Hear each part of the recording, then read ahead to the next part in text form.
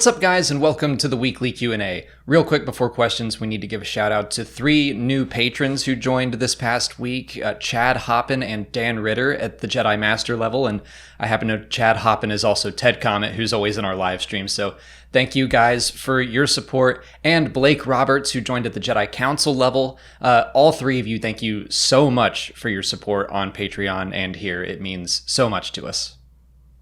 For our first question, Brendan Bozarth asks when Palpatine was at his most powerful in all of the Star Wars films. So they do specify whether or not, there are different definitions of power. So, politically, I don't think he was at his most powerful in The Rise of Skywalker. But in terms of the Force, I would guess he was meant to be most powerful after, sucking out the energy of the dyad. Mm-hmm. I mean, it heals him. He's on a Sith world, which is probably a nexus in the dark side. He does that drop the base force lightning, that. I think that their intent was to say, he's at his strongest right now. He is unbeatable, supposedly. Mm-hmm. Or at least he felt that way. Yeah, I mean, I guess I completely forgot about that moment, but only because it just happened so quickly. But I think otherwise, I'd say, when he officially creates Darth Vader, that might have been, during the prequels when he was at his within the Force. Yeah.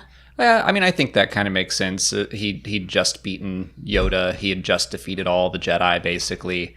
And he's also politically at his most powerful. Mm-hmm. I mean, that's what I think is everyone's cheering for him then. I think as time went on, people were less happy about him. But it's funny, we've been watching Avatar again, and Aang, when he goes into the Avatar state, his most powerful, it's also when he's at his most vulnerable. And it's kind of the same thing. I think the Emperor is at his most vulnerable when he thinks he is invincible. Mm-hmm. So just a fun parallel there.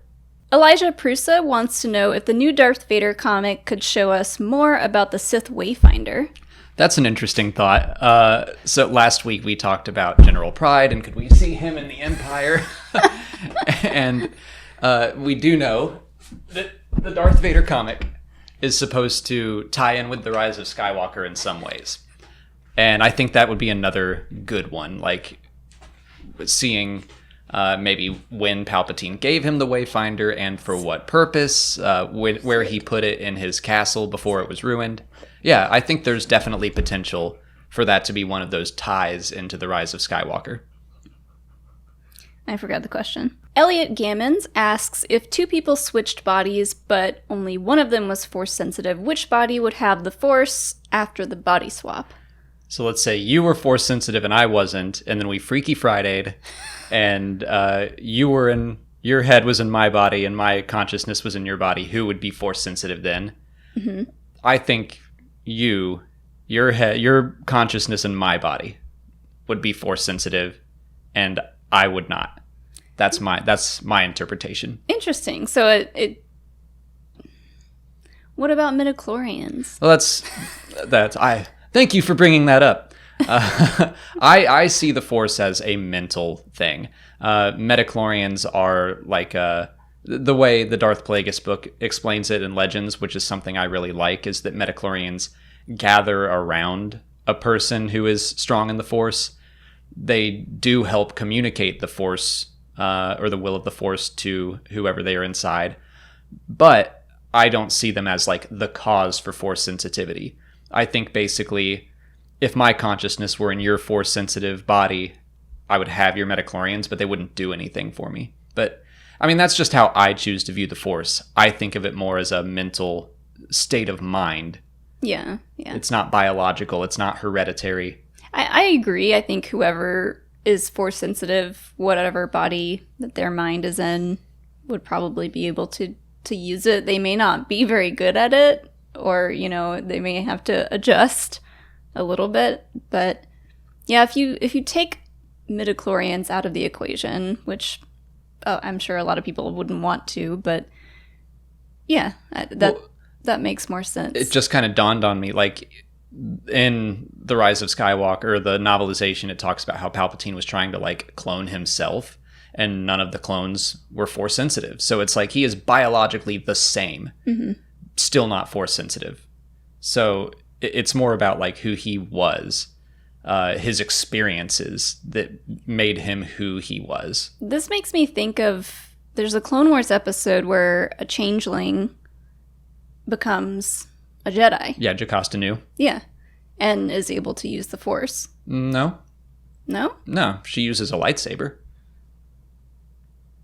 Maybe I'm remembering that well, differently. I think that's kind of a lot of people will say like, oh, well, only Force wielders can use lightsabers, which I don't know why they say that. Like Han uses it in Empire Strikes Back, not like in combat, but I think more people say to use one adequately, you need to be Force sensitive. But again, like that changeling fights, I think, Ahsoka with a lightsaber, and Pre Vizsla uses the Darksaber. Sabine uses it. Like, you can fight with a lightsaber without the Force. But yeah, I think that might be what you're thinking of.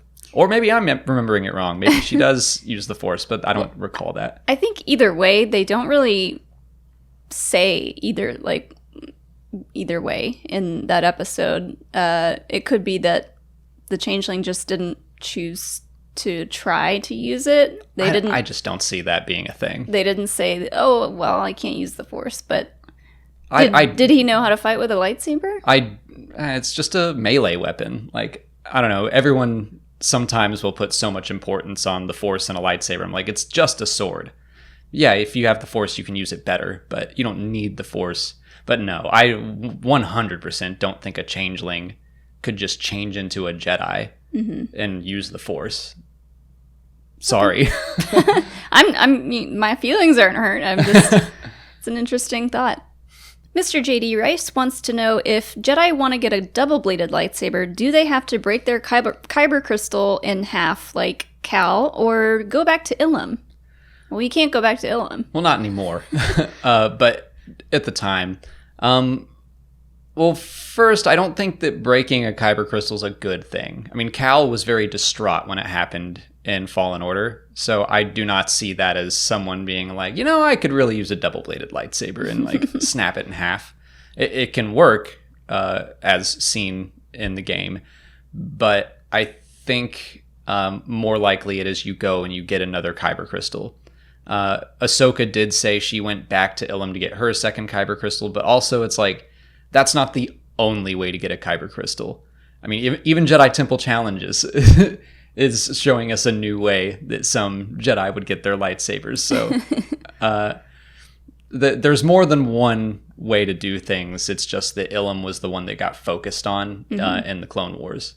I think it's interesting because I'm thinking of all the Jedi texts, and they didn't really show a lot of this in the film, but in The Rise of Skywalker, Rey has this little workstation where she's been working on and repairing the kyber crystal and the lightsaber that she uses. the Skywalker lightsaber.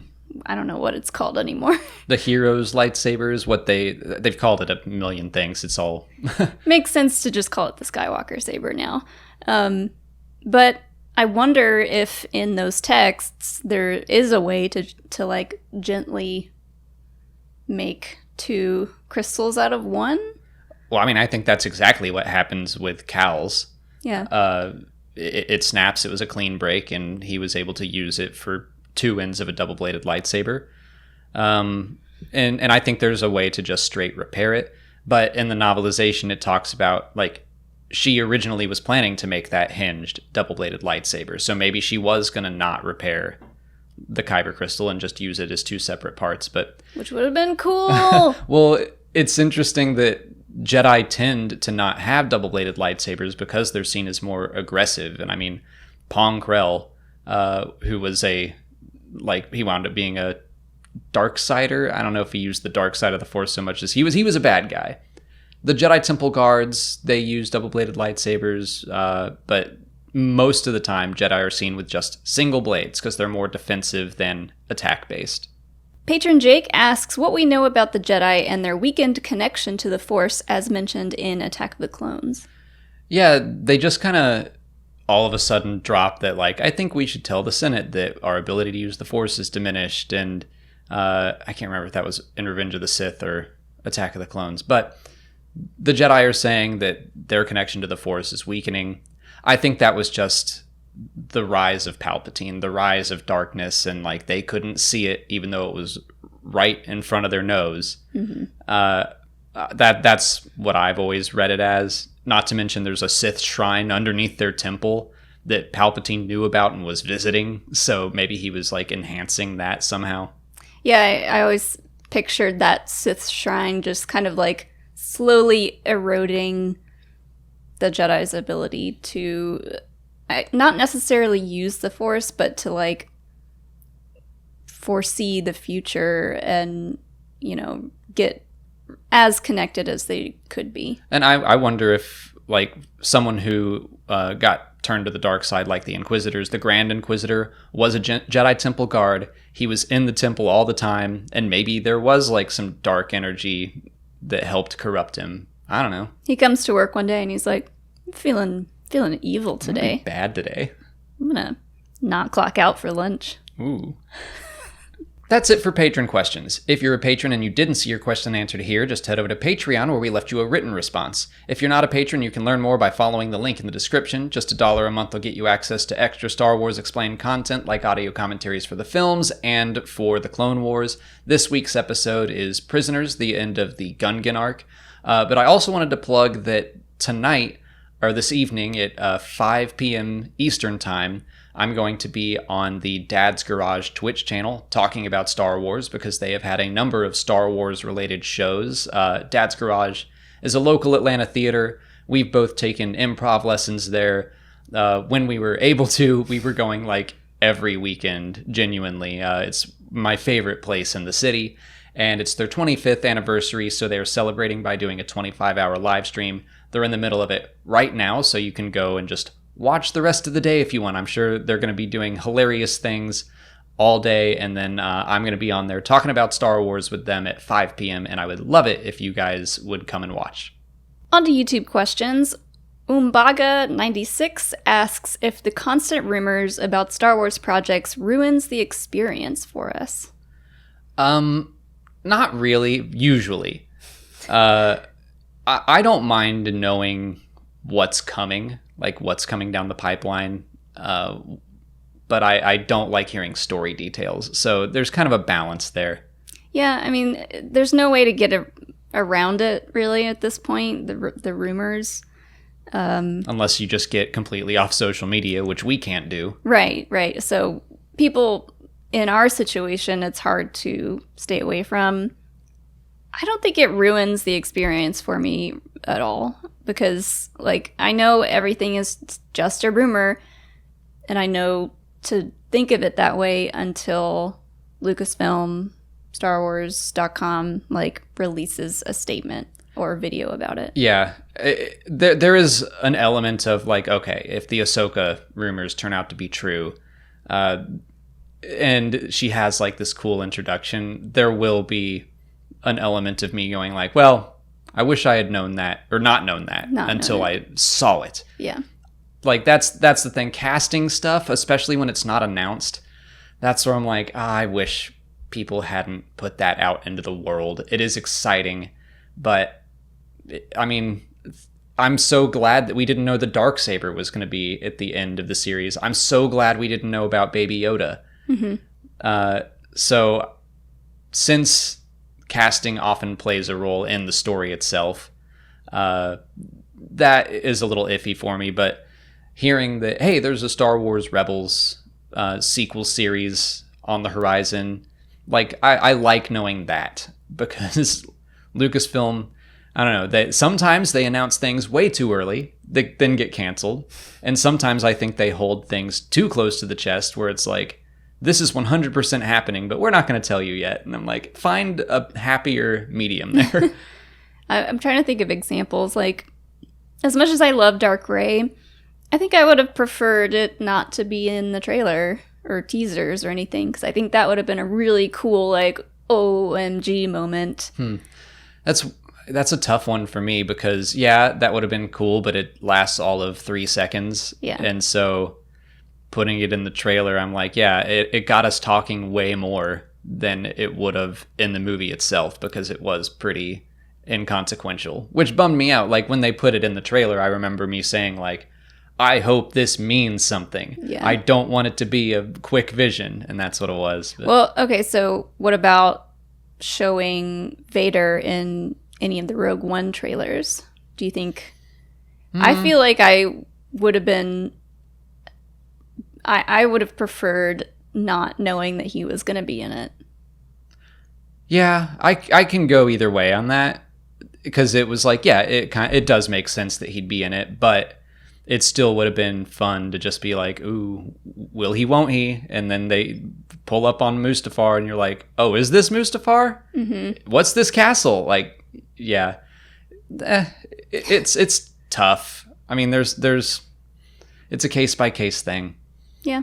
I mean, there's definitely people out there that try not to see any trailers, any teasers or anything like that, and try to go into movies knowing as little as possible.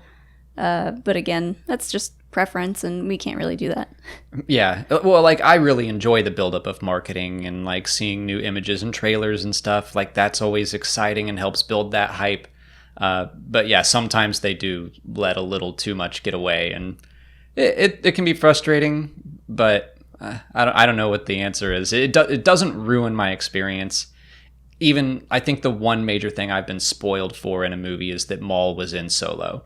I've been so careful for everything else anytime we got close to a movie, and I just happened to read that. And it didn't ruin it for me. It was just like when that hologram came on, I was like, there he is. Like, I didn't get to have that one little exciting reveal, but I still liked the movie. Yeah. Cypher Foxy 1987 wants to know if the Malachor we see in Star Wars Rebels is Malachor 5 from Knights of the Old Republic. Yeah, in KOTOR, specifically KOTOR 2, there's a super weapon that goes off and destroys this planet called Malachor 5. It was the end of the Mandalorian Wars. I don't think that there are still 5 or 6 or however many Malachors anymore. I think that canon tends to simplify legend stuff in most cases, I've found, and they're just like, okay, it's just Malachor, and it was the site of an ancient Sith Jedi battle, so kind of similar, but it's different. It doesn't have to be Malachor 5, but I kind of think there's just one. Yeah, I agree. Okay. Do we know, like, what happened to cause all of the, like... The petrification? Yeah. I think that was the purpose of the super weapon. Like, I'm a little confused on that, because it's a big pyramid that I guess just, like, petrifies anything it touches. They said that there was supposed to be a deleted scene where the 8th brother didn't fall. He was trying to escape, and he gets zapped and is petrified, which would have been cool to see. But it's like, how useful is that? I guess, maybe they lured the Jedi into a trap and then, like, but then they just wiped everyone out? Or maybe we just didn't get to see the full firing sequence of that super weapon. Maybe it backfired and that's what happened. Maybe. It's like, because it shoots like a beam into the sky, and that could have been part of it, and then, like, the whole thing fell apart before we actually got to see its full purpose. Yeah. We'll never know. Or maybe we will. We might. Breakum Day asks if Star Wars is deterministic because both Anakin and Leia failed to stop the futures that they sensed in Revenge of the Sith and The Rise of Skywalker. So Leia stopped her Jedi training because she sensed Ben's death at the end of it. Anakin fell to the dark side because he was trying to prevent Padme's death. Does that mean that no matter what you do, like, the will of the Force is the will of the Force and you can't change it? I don't think so. I mean, Anakin's story specifically was like you bring about your worst fears if you try to control what can't be controlled. Yeah. That was the lesson of his story. Leia's was more of a, like, this is kind of what we have to do. We want Leia to have been training, but, like, there's only so much they could do. Mm-hmm. And they say that this is why she stopped. So that one's a little more nebulous for me. Yeah. But I still think that Ben's fate is because of choices Ben made. Like, I think that Anakin could have made different choices and not fall into the dark side. I see that as his fault, not the Force's. Yeah, I was going to say the same thing about Ben Solo. He had plenty of chances to change his ways, but, you know. Interestingly, George Lucas was kind of talking about his pitch for the sequel trilogy and how it would have kind of gone microscopic and into the midichlorians, and he would have talked about fate, choice versus destiny. Are you predetermined? So I think you're very astute to point that out. I think that was on George Lucas's mind. And there are little hints of it with Ben Solo and Leia. Whether or not that was intentional, I kind of doubt it, but it would have been interesting to see what George had to say about that. Revelod 2000 wants to know if Scar Squadron could show up in the Bad Batch series. My gut says no, but I also have been on the side of like, no, Clone Force 99 and Scar Squadron are different. So I do kind of like this idea that like the evil team, the evil Bad Batch shows up and they have to fight each other. It's possible, but I also kind of think it's too similar. I don't think that's going to be kind of the direction that this show is going to go. It feels too similar and too soon for them to appear. I see them as like an homage to the Bad Batch way down the line. Yeah. But I don't hate the idea of them having to duke it out with their like alter egos. Maximilian Schrader asks if the main Star Wars comic will continue after Return of the Jedi. I could see that happening. I wonder if they would reboot it again. Have like the first main series go from A New Hope to Empire, the second one go from Empire to Jedi, and then the third one could just go on, like through the Battle of Jakku and beyond potentially. Yeah, I mean, people are clamoring for stories past Return of the Jedi, so I don't see why not. Yeah, I mean, I could see it. I'm still of the opinion that I'm ready for them to do different stuff, but if they're doing other series, if they've got the High Republic going, and we have a comic that's still in the original trilogy era or beyond it, like that's still, especially beyond post Return of the Jedi, is pretty exciting to think about. Yeah. It's new, at least. It's new, but the characters that we know and love. Yeah, there can still be a little bit of the familiar as long as there's enough new stuff coming out. That's all the time we have for questions today. If you want to leave a question for next week's video, just put it in the comments below or sign up for Patreon to join our weekly Q&A discussion. If you haven't already, please like this video, subscribe to the channel. Follow us on Twitter, Instagram, and Facebook. And as always, thanks for watching, and may the Force be with you. Good. Yes. Hilo. Sit. Hilo. Sit. Sit. Stay. Oh my gosh. He's like, this hard. For our first question, Brendan Bozarth asks, when Palpatine was at his most powerful in the Star Wars films?